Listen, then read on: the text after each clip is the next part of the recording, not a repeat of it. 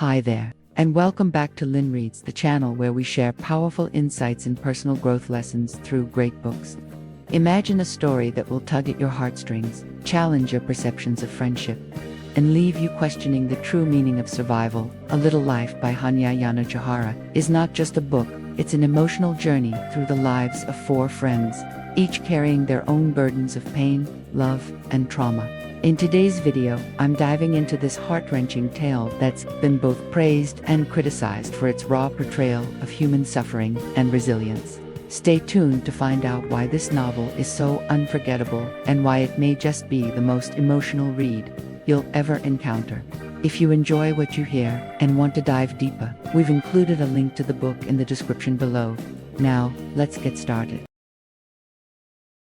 A Little Life 2015 is an emotional literary work that tells the story of genuine friendship and the journey of four friends in New York City, overcoming their pain.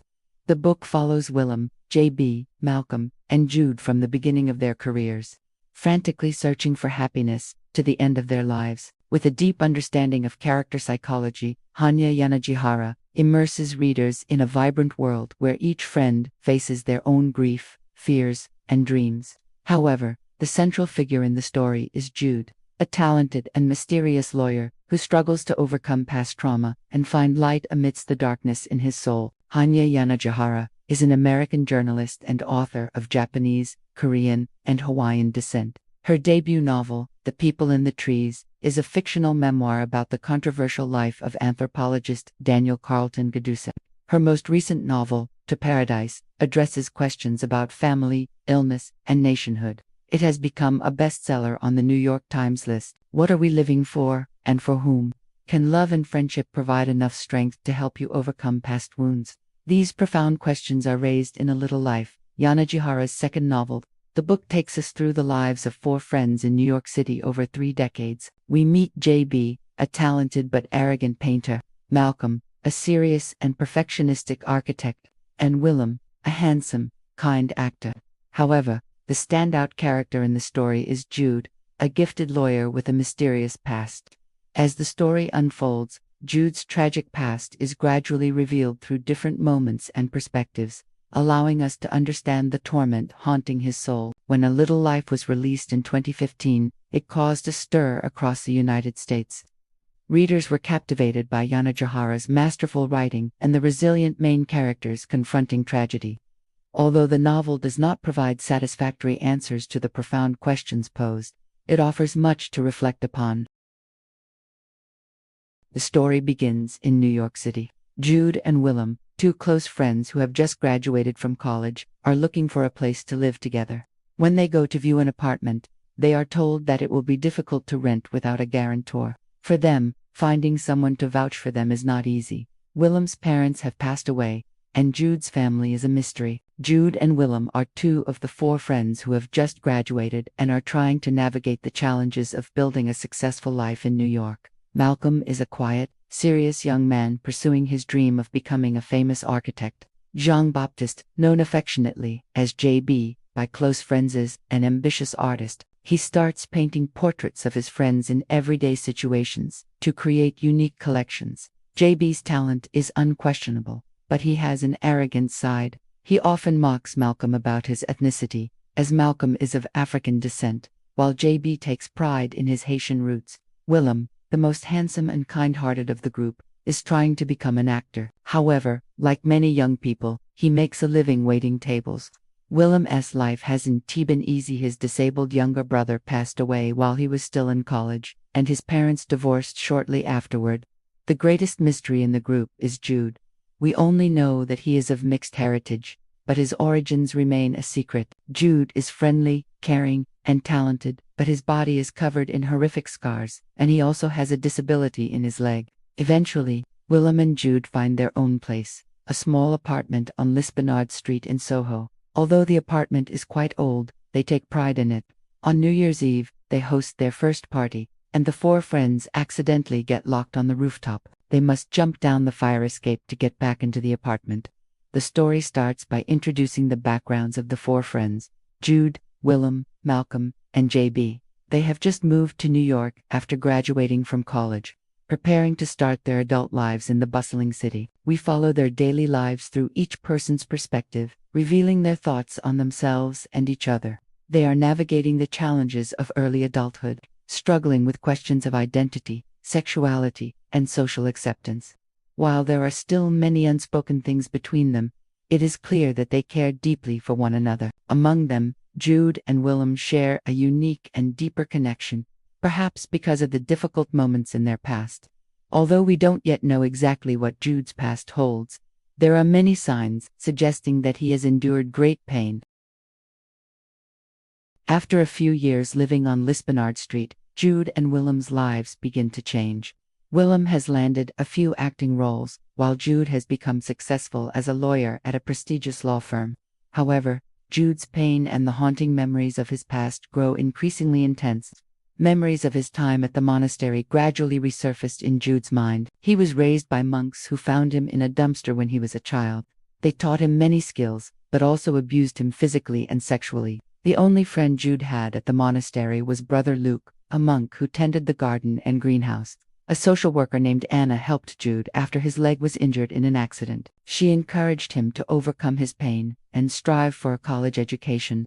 When Anna was diagnosed with cancer, she made Jude promise that one day he would open up and share his experiences with others. However, Jude still keeps his past a secret from his friends. When JB drunk mocks Jude's leg injury, Jude feels deeply hurt. JB's mocking behavior leads to a significant conflict, causing a rift in their friendship. Previously, JB had painted a somewhat mocking portrait of Jude. When JB refuses to apologize, Willem and Jude cut ties with him. Eventually, JB silently apologizes by sending the painting to Jude. In addition to his close friends, Jude has other important empathetic friends, like Harold, his former law professor. Harold has become a trusted mentor and father figure to Jude. After Jude's 30th birthday, Harold and his wife Julia offer to adopt him, a surprising proposal that Jude later accepts. Additionally, there is Andy, an orthopedic specialist, who regularly cares for Jude's health. Andy is the only one who knows about Jude's self-harming tendencies. Together with Willem, Andy tries to help Jude live a healthier life. We gain further insight into Jude's painful past and the scars, both physical and emotional, that it has left. Despite the love and care he receives from others, Jude believes he does not deserve to be loved. His self-hatred is evident in how he reacts excessively to being adopted.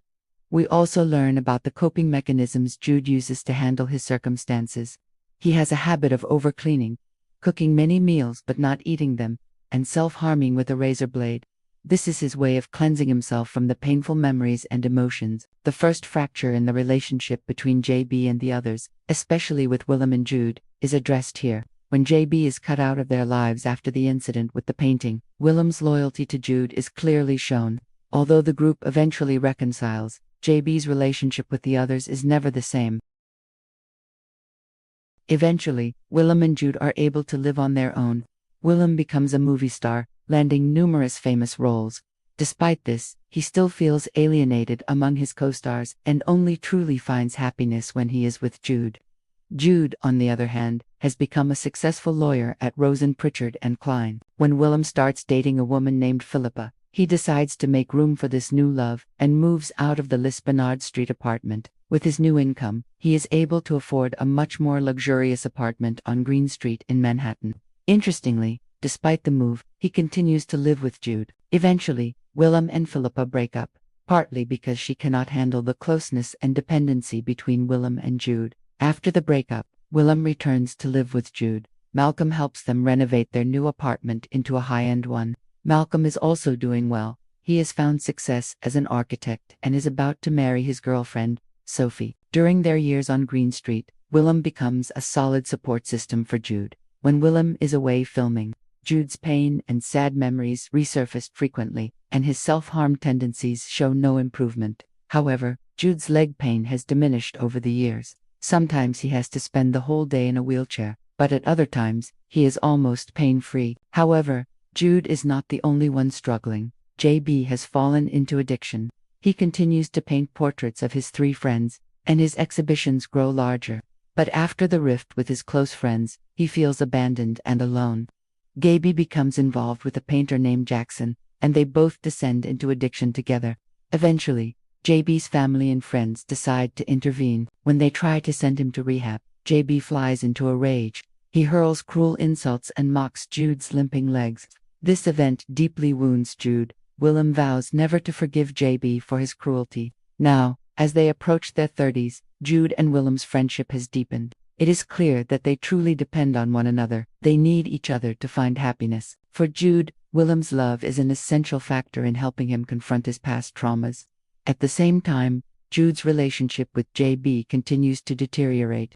As an artist, JB is struggling with the dullness of his life and the maturity of his friends. He sees his drug use as a way of rebelling against them.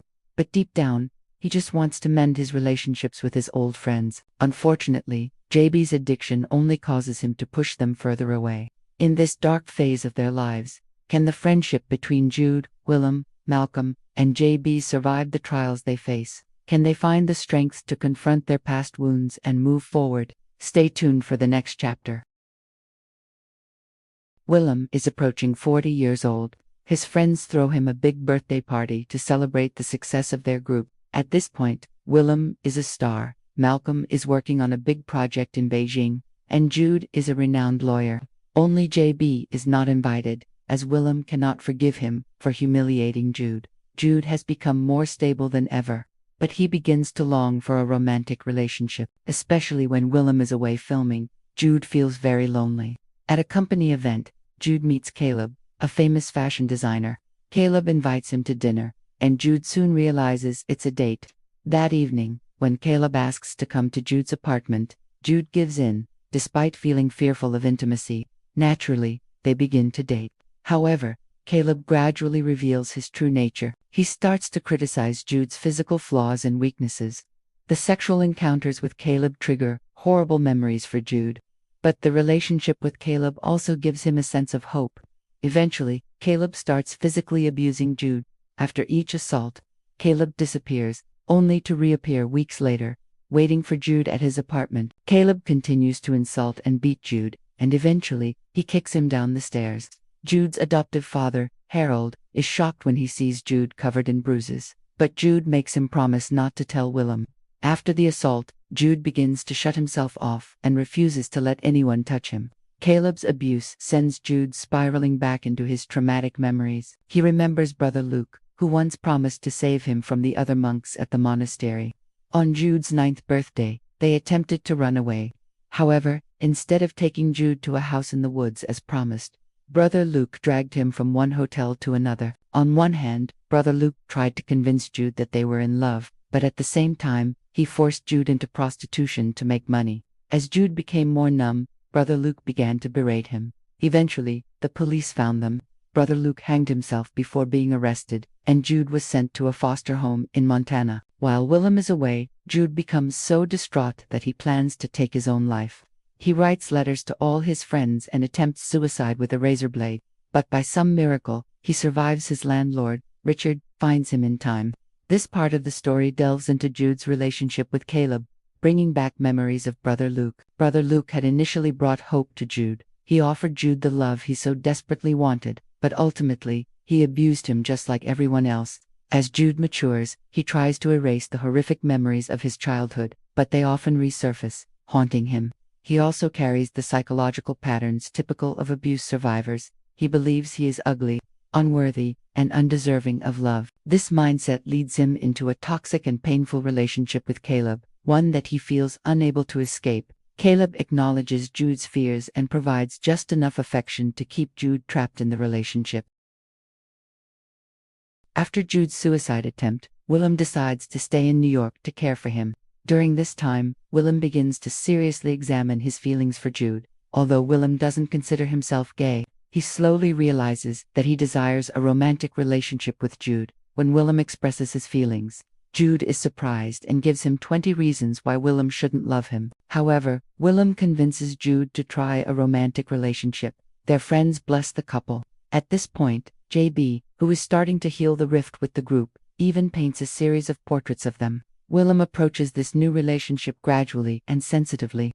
When they begin having sex, Jude claims that he enjoys it, but in reality, he lies to please Willem. When Willem is not around, Jude's self-harm intensifies. Jude's self-harm becomes a major issue in their relationship. After Willem discovers that Jude has been cutting his own arms, they have a heated argument, but they can't stay angry for long. After apologizing, Jude finally opens up and shares the painful story of his past with Willem. He tells him about Caleb, the monastery, Brother Luke, the counselors at the orphanage in Montana, and a man named Dr. Traylor. It was Dr. Traylor who kidnapped and abused Jude after he fled the orphanage, eventually leaving him disabled by running him over with a car. After hearing the entire story, Willem decides not to have sex with Jude anymore. Instead, they come to an unspoken agreement that Willem can sleep with other women, as long as he returns home to Jude. Though Jude's mental state improves over time, his physical health continues to decline. At the age of 46, Jude contracts a bone infection and has to amputate his leg. Despite the complexity of the surgery, Jude eventually learns to walk with a prosthetic leg, and he and Willem share some of the happiest moments of their lives, spending weekends at their little house, traveling, swimming, singing, and cooking together. The relationship between Jude and Willem reaches a natural conclusion. Even though Willem has never had a relationship with another man, his love for Jude goes beyond friendship. They are partners. Despite the inevitable challenges and struggles, the final years with Willem are the happiest of Jude's life. When he is with Willem, the painful memories of Jude's past no longer affect him. We see Jude's love for Willem through his hard work around the house and his cooking. We also witness Willem's deep love and empathy for Jude. As the group of friends enters their 50s, their bond grows deeper. They regularly spend weekends at the countryside house that Malcolm had built for them. However, one summer night, an unimaginable tragedy occurs. While Jude stays behind at the farmhouse preparing dinner, Willem goes to pick up Malcolm and his wife, Sophie, from the train station. At an intersection, a drunk truck driver runs a red light and crashes into their car. In the end, none of them survives. In the months following Willem's death, Jude falls into a deep sorrow. He watches Willem's films repeatedly, trying to preserve the scent of his love in the objects Willem used, and even writes emails to Willem every night, pretending that Willem is still alive and out filming. But the truth is inescapable. Willem is gone forever. Harold, JB, and Jude's landlord Richard try everything they can to comfort him.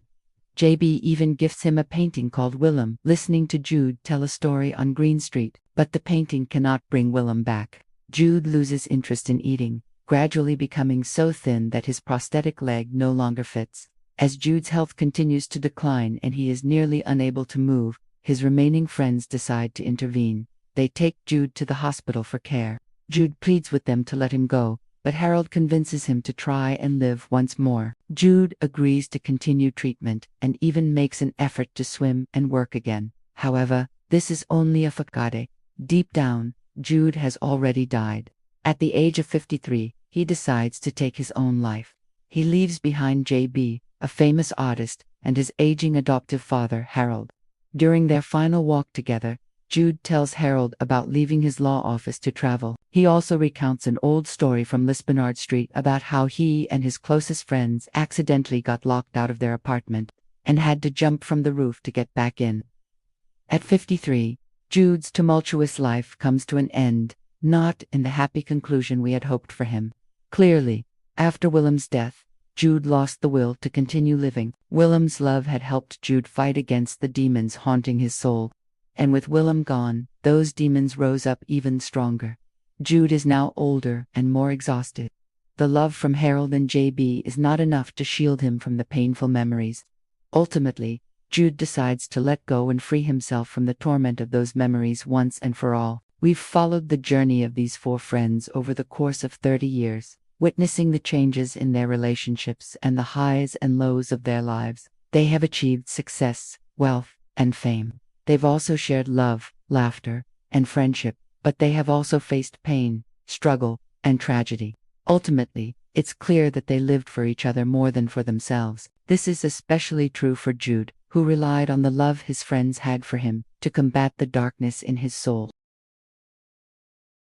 A Little Life tells the deeply emotional story of four close friends living in New York City, following their lives from the age of 25 to their 50s. The four main characters are Willem, who is chasing his dream of becoming an actor, JB, an ambitious painter, Malcolm, a quiet architect, and Jude, a talented lawyer with a painful past. Through frequent flashbacks, we gradually uncover the horrific secrets of Jude's life. He has endured tremendous pain from physical and emotional abuse as a child. Despite being surrounded by love and care in his current life, Jude finds it difficult to accept it. As he enters his 40s, Jude falls into an abusive relationship that plunges him into negative emotions. Willem's love becomes his saving light, even if just temporarily. After Jude and Willem transform their strong bond into a romantic love, they experience the happiest years of their lives. However, when Willem and Malcolm unexpectedly die in a car accident, the haunting memories of Jude's past resurface. The love from JB and Harold is not enough to help Jude keep going, and ultimately, he decides to leave forever. A Little Life is a deeply emotional and profound novel that explores the complexities of friendship, trauma, and survival. The story focuses on 4 friends in New York City: Willem, JB, Malcolm, and Jude, and follows their lives over several decades as they navigate the ups and downs of adulthood. The central character is Jude, a successful lawyer with a dark and painful past, who struggles to overcome the emotional and physical scars left by his traumatic childhood. Yanagihara's writing is masterful in its ability to delve into the psychological depths of her characters. She skillfully unveils Jude's haunting past through memories, revealing the abuse and suffering he endured at the hands of those who were supposed to protect him. Despite his success, Jude is unable to escape the shadows of his past, and his self-destructive tendencies create a powerful narrative of internal conflict. The novel is a meditation on the themes of love, loyalty, and the impact of trauma. The relationships between the 4 friends are portrayed with raw honesty and tenderness, making their struggles feel deeply personal and real. The author does not shy away from depicting the darkest aspects of life, and at times, the book can feel overwhelmingly heavy. Yet, there is also beauty in the resilience of the characters, and in the love they share, which serves as a source of light in the midst of darkness. A Little Life is a heartbreaking exploration of how the past shapes our present and future, and it asks important questions about what it means to love and be loved, despite its often harrowing subject matter. The novel offers a poignant reflection on the power of human connection and the lengths we will go to protect those we care about. It's a story that will stay with you long after you've turned the last page. And that wraps up our deep dive into this remarkable book. We hope it's been valuable to you. If you're interested in more titles with similar themes, leave a comment with your thoughts and recommendations. You can also buy the book to experience it more clearly, as well as support the author. I will leave the link in the description below for you to easily search. If you like the channel, you can press the like button, share, and turn on the notification bell to receive new content. Thank you so much, and we'll see you in the next video.